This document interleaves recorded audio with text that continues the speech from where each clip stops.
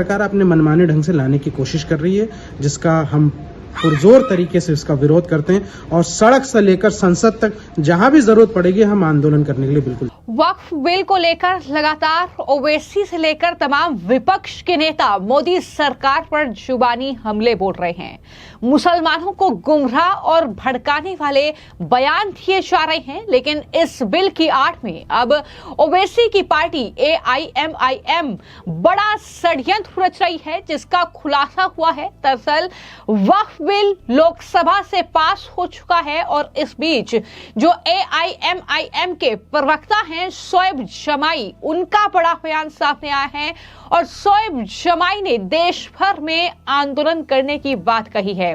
यानी अब जो है AIMIM इस पूरे बिल को लेकर देश भर में आंदोलन करेगी, ये घोषणा उनकी तरफ से कर दी गई है। सिर्फ इतना ही नहीं, आंदोलन वहीं शुरू होगा जहां खत्म हुआ था।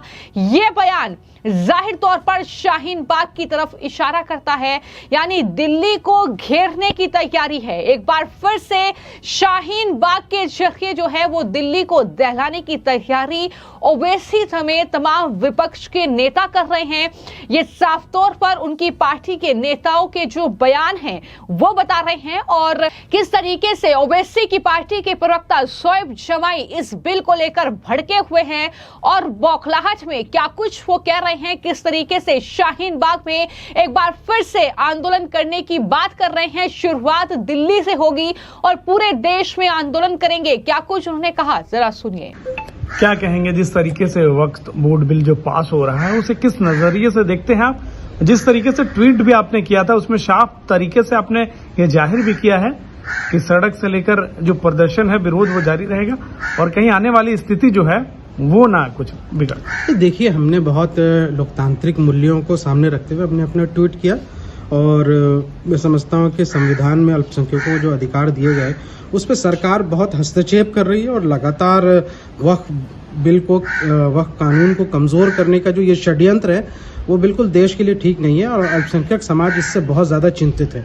उस चिंता को सामने रखते हुए हमने ये, मैं समझता हूँ कि एक राजनीतिक पार्टी होने के नाते और एक जनता की तरफ से हमारे पास यही एक विकल्प बचता है कि हम लोकतांत्रिक तरीके से इसका विरोध करें।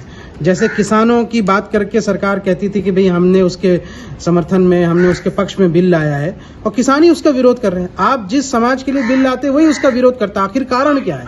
इसके पीछे हमें जाना पड़ेगा, क्योंकि सरकार की मंशा कहीं ना कहीं पूंजीपतियों को फायदा पहुंचाना है। इस बिल के जरिए से एक बहुत बड़ा पहलू है कि जिस तरीके से आप इसको कमजोर कर रहे हैं, कहीं ना कहीं वक्फ की जमीनों को हड़प करके सरकार अंबानी अडानी को देना चाहती है। पहले भी अंबानी जी का अंतिलिया जो है वो वक्फ की जमीन पर बना हुआ है, जिसकी CSR की रिपोर्ट है महाराष्ट्र विधानसभा के अंदर, जो ADR की रिपोर्ट में आप भी देखेंगे। तो कहीं ना कहीं मुझे ऐसा लगता है कि ये दोबारा से एक षड्यंत्र किया जा रहा है। पहले भी आपने सरकारी जमीनों के साथ इस तरह से किया और अब वक्फ की जमीन जो मुसलमानों की अपनी मिल्कियत है इसके साथ सरकार का ऐसा काम करना और पूंजीपतियों को फायदा पहुंचाने की कोशिश करना, ये बहुत शर्मनाक है। और इसलिए इस बिल का विरोध किया जा रहा है कि हमने पूरी, हमारी पार्टी ने, राष्ट्रीय अध्यक्ष बैरिस्टर ओवैसी साहब ने JPC के अंदर अपनी बात भी रखी, उन्होंने डिसेंट रिपोर्ट भी दिया था। उसके बावजूद भी सरकार अपने मनमाने ढंग से लाने की कोशिश कर रही है, जिसका हम पुरजोर तरीके से इसका विरोध करते हैं और सड़क से लेकर संसद तक जहां भी जरूरत पड़ेगी हम आंदोलन करने के लिए बिल्कुल तैयार हैं। तो इससे पहले हमने देखा कि वक्फ बिल पर जब लोकसभा में चर्चा हुई तो उस दौरान ओवैसी भड़के और ओवैसी ने कहा कि मैं बिल की कॉपी फाड़ता हूं। महात्मा गांधी ने भी ये किया था और ऐसा कहते हुए ओवैसी ने बिल की कॉपी तक फाड़ दी और उसके बाद अब इस तरीके से उनकी पार्टी के जो नेता हैं वो दरअसल देश भर में अब मुसलमानों को गुमराह करने और भड़काने की साजिश इस आंदोलन के जरिए रचने वाले हैं, जिसका खुलासा खुद उन्होंने किया है और कहा है कि देशव्यापी आंदोलन शुरू हम करेंगे। इतना ही नहीं, उन्होंने ये भी कहा कि अगर बिल को जबरन मुसलमानों पर थोपने की कोशिश हुई तो देशव्यापी आंदोलन होगा, जिसकी शुरुआत राजधानी दिल्ली से होगी। उन्होंने संभवतः शाहीन बाग की ओर इशारा करते हुए कहा कि आंदोलन वहीं शुरू होगा जहां पर खत्म किया गया था। तो हम देख रहे हैं कि किस तरीके से लोकसभा में जब ये बिल पास हो चुका है तो उसके बाद भी लगातार विपक्ष के नेताओं के बयान सामने आ रहे हैं और इसी कड़ी में शोएब जमाई लगातार अपने एक्स हैंडल पर एक्टिव है और उस पर ही उन्होंने पोस्ट किया और लिखा कि अगर वक्फ बिल जबरन मुसलमानों पर थोपने की कोशिश की गई तो इस तरीके से हम आंदोलन करेंगे। जहां से आंदोलन खत्म हुआ वहीं से शुरुआत होगी। हम अपने लोकतांत्रिक अधिकारों का इस्तेमाल करेंगे और संविधान में अल्पसंख्यकों को दिए गए अधिकारों पर हमला हम बर्दाश्त नहीं करेंगे। ये शोएब जमाई का ट्वीट है। सब जानते हैं कि सीएए के दौरान किस तरीके से शाहीन बाग में एक लंबा आंदोलन चला था और किस तरीके से उसके बाद दिल्ली में दंगे भड़के थे। तो ऐसे में उसके पीछे कई राजनीतिक दलों की साजिश का खुलासा हुआ। कई राजनीतिक दल अपनी सियासी रोटियां सेकने के लिए शाहीन बाग के इस आंदोलन में सक्रिय तौर पर नजर आए और शोएब जमाई भी अब कहीं ना कहीं शाहीन बाग की ओर इशारा कर रहे हैं। और इससे पहले संशोधित नागरिकता कानून के खिलाफ दिल्ली के शाहीन बाग में जो आंदोलन चला था उसमें जाहिर तौर पर सैकड़ों महिलाएं सालों तक एक दरअसल जगह पर धरने पर बैठी रही थी। बहुत समय तक ये किस्सा चला लेकिन आखिरकार उस धरने को खत्म किया गया। लेकिन एक बार फिर से दिल्ली की सड़कों को जाम करने की तैयारी है। एक बार फिर से दिल्ली को अस्त व्यस्त करने के मंसूबे इनके हैं और सिर्फ इसलिए क्योंकि इन्हें कुछ वर्ग विशेष का वोट बैंक चाहिए, अपनी राजनीतिक रोटियां सेकनी है। अगर वक्फ संशोधन विधेयक सरकार लेकर आई है लोकसभा से, उसे पास करा लिया गया है तो जाहिर तौर पर उसमें अब कुछ बदलाव होंगे।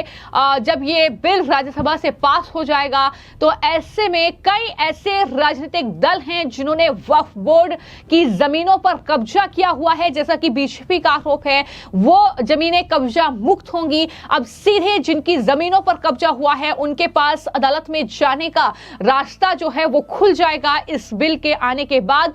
तो ये तमाम चीजें जो है बदलाव के तौर पर इस बिल में है और यही वजह है कि लगातार ये बिल विपक्ष के नेताओं को और खासतौर पर ओवैसी, इसके अलावा जो तमाम मुस्लिम नेता हैं खासतौर पर विपक्ष के, उन्हें ये बिल काफी ज्यादा परेशान कर रहा है। कई राजनीतिक दलों के लिए ये जाहिर तौर पर इसलिए झटका है क्योंकि वो वर्ग विशेष का वोट बैंक चाहते हैं, तो ऐसे में उनकी बात करके वो अपना वोट इकट्ठा करना चाहते हैं। तो इस तरीके से लगातार जो है तस्वीरें निकलकर सामने आ रही हैं, लगातार बयान हम सुन रहे हैं कि किस तरीके से चाहे दिल्ली के जंतर मंतर की तस्वीरें रही हो जहां पर all India Muslim personal law board ने प्रदर्शन किया था, फिर चाहे वो पटना की तस्वीरें रही हो जहां पर आरजेडी कांग्रेस पार्टी के नेता वहां पर all India Muslim personal law board के इस प्रचंड प्रदर्शन में वहां पर पहुंचे थे, सक्रिय तौर पर दिखाई दिए थे और मुसलमानों को इकट्ठा करना, उन्हें इस बिल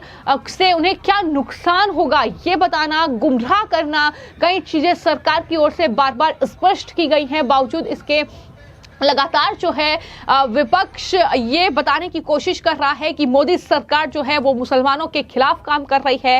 हालांकि इसका जवाब भी लगातार संसद में जो तमाम एनडीए में जो दल हैं उनकी तरफ से दिया गया है। लेकिन यहां पर हैरानी की बात यह है कि किस तरीके से ओवैसी, उनकी पार्टी के जो मंसूबे हैं वो दरअसल इस बिल का सिर्फ विरोध करना नहीं है बल्कि किस तरीके से विरोध करेंगे। दिल्ली को चक्का जाम करेंगे, दिल्ली की सड़कों को बाधित करेंगे। इस तरीके से शाहीन बाग में एक बार फिर से सड़कों को ब्लॉक किया जाएगा, वहां पर महिलाएं एक बार फिर से धरने पर बैठेंगी। इस आंदोलन की शुरुआत दिल्ली से होगी, पूरे देश भर में यह आंदोलन जाएगा। इसके खिलाफ जो है जो भी रास्ता अपनाना पड़े हम अपनाएंगे। इस तरीके के जो बयान सामने आ रहे हैं उससे ओवैसी समेत तमाम इन नेताओं की, इन मौलानाओं की और साथ ही इन विपक्ष के नेताओं के जो मंसूबे हैं वो कहीं ना कहीं अब साफ हो रहे हैं कि किस तरीके की मंशा जो है इनकी है इस बिल को लेकर और किस तरीके से सरकार को ये घेरना चाहते हैं। तो इस तरीके से ये बड़ा बयान समझा जा रहा है।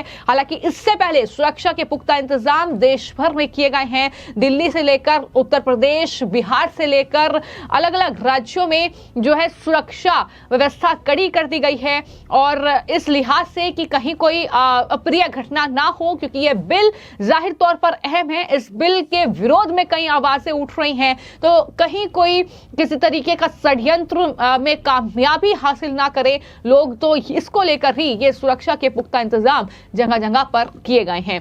फिलहाल आपकी इस पूरे मामले को लेकर क्या राय है, हमें कमेंट बॉक्स में जरूर लिखें। धन्यवाद।